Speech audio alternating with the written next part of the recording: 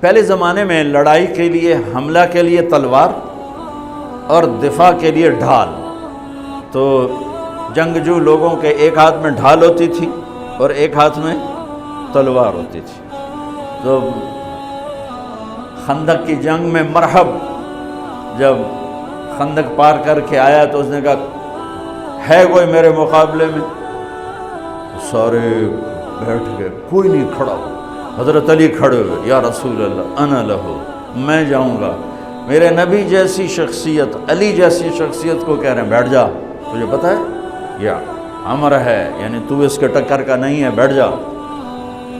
بڑے بڑے نہیں کھڑے ہو رہے، تو بچہ ہے، ابھی 23 سال عمر تھی.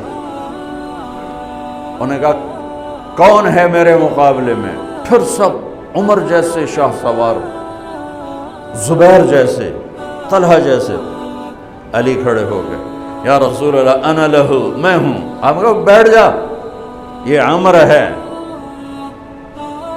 پھر اس نے کہا کدھر ہے تمہاری جنت جس میں دعوے کرتے ہو شہید ہوں گے تو جائیں گے، تم میں کوئی جنت کا شوقین نہیں ہے؟ پھر کوئی نہیں کھڑا ہوا. علی کھڑے ہو گئے، یا رسول اللہ انا لہو، امام المتقی من کنت مولاہ فعلی مولا، جس کا میں مولا ہوں علی اس کا مولا ہے علیہ الصلاۃ والسلام. بیٹھ جائیے، عمر ہے. یا رسول اللہ، پہلے تو آپ بیٹھتے رہے، جب تیسری دفعہ آپ نے کہا بیٹھ جا، کہا اب نہیں بیٹھوں گا. وَإِنْ كَانَ عَمْرًا، عمر بھی ہے تو میں جاؤں گا. تو آپ نے کہا اچھا چل جاؤ. پھر آپ نے ان کے لیے دعا کی. اب ان کے ایک ہاتھ میں انا الذی صمتنی امی حیدرا کلیث غابات کریہ المنظرا اوفیہمی بالساء کیل السندرا. یہ شعر پڑھتے ہوئے جا رہے تھے. میں ہوں جس کا نام اس کی ماں نے حیدر رکھا ہے. حیدر شعر کو کہتے ہیں، شعر، اس لیے آپ کو حیدر کرار کہتے ہیں، پلٹ پلٹ کے حملہ کرنے والا. تو آپ کا لقب تھا وہ شعر جو پلٹ پلٹ کے حملہ کرے اور سامنے کسی کو نہ چھوڑے. تو جب آپ پہنچے تو آپ بچے سے، وہ 100 لڑائیاں لڑ چکا تھا، تو کہنے لگا کون ہو؟ کہا میں علی ہوں. چہرہ تو چھپایا ہوا تھا. کہنے لگا علی بن عبد المطلب، آپ کے دادے کا نام لیا. مطلب کے بیٹے، عبد المطلب کے بیٹے علی. آپ نے کہا نہیں، بن ابی طالب، میں ابو طالب کا بیٹا علی. کہا ارے بھتیجے تو کہاں سے آ گیا، جا جا واپس، تجھے مارنا مجھے چنگا ہی نہیں لگتا. یعنی وہ ایسے یقین پر ہے کہ بچے نو تو میں مروڑ دیونا ہے. دوسرا قرابت رشتہ نکل آیا. کہا نہیں، محمد سے کہو کوئی اور آئے. انہوں نے کہا میں ہی تینوں کافی ہاں. کہا میں تجھے مارنا نہیں چاہتا. علی نے کہا پر میں تو تجھے مارنا چاہتا ہوں. اس کو غصہ چڑھ گیا. اس نے آ کے جو ادھر کے وار کیا تو حضرت علی نے ڈھال پہ روکا. وہ میں بتا رہا ہوں کہ ڈھال کا تصور کیا ہے. اس پر یہ سارا واقعہ مجھے یاد ہے کہ دشمن کے وار کو ڈھال پہ روکا جاتا تھا. تو پھر اس میں جس کا داؤ پہلے لگ جاتا وہ پار ہو جاتا. تو اس نے 2-3 وار کیے، حضرت علی نے ڈھال پہ روکے. پھر اس نے جو ایک زور سے وار کیا تو اس نے ڈھال کو توڑ دیا اور کندھے پہ آ کے تلوار لگی اور کندھا زخمی ہو گیا. اب حیدر کرار بنا، پلٹ کے حملہ کرنے والا. زخمی شیر زیادہ غصے میں آتا ہے. حضرت علی نے جو پلٹ کے اس پہ وار کیا تو اس نے ڈھال آگے کی. تو علی کی تلوار نے ڈھال کو توڑا اور کندھے پر لگی. اس کی بھی کندھے پر لگ کے بس طاقت ختم ہو گئی. لیکن کرار کی تلوار ڈھال کو توڑا، کندھے کو توڑا اور پوری باڈی کو چیر کے 2 حصوں میں پھینک دیا. تو اس کی لاش پہ پاؤں رکھ کر کہا عبد الحجارۃ من صفاحت رأیہ وعبدت رب محمد بالصواب. یہ ہے پتھر کا پجاری اور میں ہوں رب محمد کا پجاری.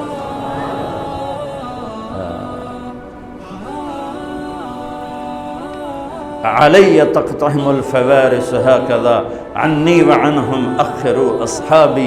عبد الحجارة من صفاحة رأيه وعبدت رب محمد بالصواب. وعفت عن أثوابه ولونني كنت المقتر بزني أثوابي. لا تحسبن الله خاذل دينه ونبيه يا معشر الأحزاب.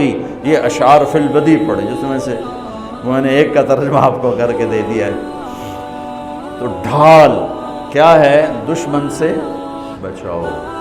تو کوئی ڈھال ہونی چاہیے جو شیطان سے بھی بچاؤ ہو، وہ تو کم وقت ہمارے دل میں اتر جاتا ہے۔ تو میرے نبی کی ایک حدیث، الصوم جنہ، الصوم جنہ، الصوم جنہ، میں دہرا رہا ہوں، روزہ ڈھال ہے، روزہ ڈھال ہے۔ نماز ڈھال ہے؟ نہیں۔ زکوٰۃ ڈھال ہے؟ نہیں۔ حج ڈھال ہے؟ نہیں۔ جہاد ڈھال ہے؟ نہیں۔ تبلیغ ڈھال ہے؟ نہیں۔ تلاوت ہے؟ نہیں۔ تہجد نہیں۔ تسبیح نہیں۔ قربانی نہیں۔ خیرات نہیں۔ کیا؟ روزہ شیطانی لشکر کے خلاف ڈھال ہے۔ اس لیے میرے نبی رمضان کے آنے کو پورا سیلیبریٹ کرتے تھے۔ اتنا نہ حج، نہ نماز، نہ روزہ، نہ زکوٰۃ، جتنا حج کو، روزے کو میرے نبی استقبال کرتے تھے۔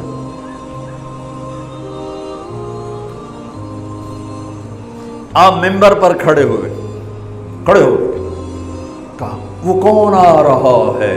یوں کہا۔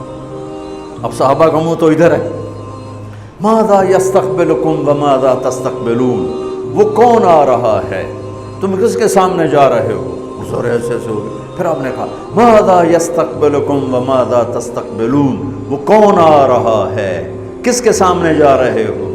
پھر صحابہ ایسے ہو گئے۔ پھر آپ نے کہا ماذا یستقبلکم وماذا تستقبلون، وہ کون آ رہا ہے، کس کے سامنے جا رہے ہو؟ حضرت عمر کھڑے ہو گئے، یا رسول اللہ اوحی نزل، کوئی وحی آ گئی؟ آپ نے کہا لا نہیں۔ اعدو حضر، کیا کسی دشمن نے حملہ کر دیا؟ آپ نے کہا لا نہیں۔ کہا تو پھر کیا ہے؟ ہم نے کہا رمضان آ رہا ہے۔ سبحان اللہ، وہ کون آ رہا ہے؟ رمضان آ رہا ہے۔ رمضان کیا آ رہا ہے؟ ڈھال آ رہی ہے۔ کیا ہے؟ شیطان کا حملہ۔ یہ ایسی ڈھال ہے، دشمن سامنے سے وار کرے گا، ڈھال آگے کرو گے، اور وہ پیچھے سے آئے گا، تم پیچھے مڑ کے ڈھال کو ادھر لے جاؤ گے، ادھر آئے گا تو ادھر کرو گے، ادھر آئے گا تو ادھر کرو گے، پیچھے سے آئے گا تو پیچھے کرو گے، لیکن وہ تو ٹوٹ سکتی ہے۔ روزہ وہ ڈھال ہے، اگر صحیح کر گئے تو پورے دنیا کے شیطان نہیں توڑ سکتے۔ رمضان آ رہا ہے۔ رجب سے اہتمام شروع ہو جاتا تھا، 2 مہینے پہلے رجب کا چاند دیکھتے میرے نبی فرماتے اللہم بارک لنا فی رجب و شعبان وبلغنا الی رمضان، یا اللہ ہمارے رجب اور شعبان میں برکت دے دے اور ہمیں رمضان نصیب فرما، رمضان ہمارے مقدر فرما۔ اور رمضان کو میرے نبی نے جس طرح قرآن سے آباد کیا، سبحان اللہ، اللہ تعالیٰ نے رمضان کا نام رکھا قرآن میں،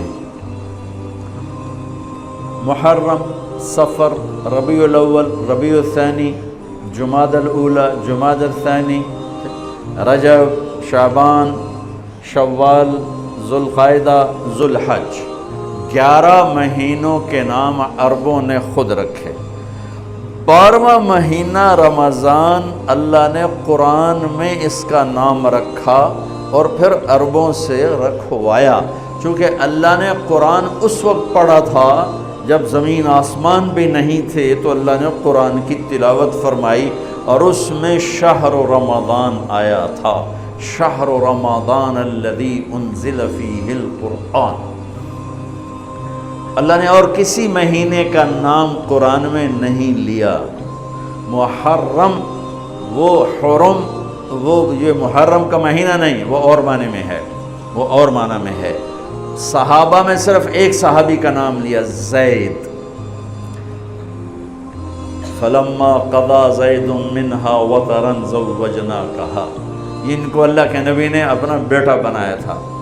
اور 12 مہینوں میں ایک مہینہ رمضان، جب قرآن میرے نبی نے تلاوت فرمایا تھا تو اس میں بھی رمضان کا نام تھا۔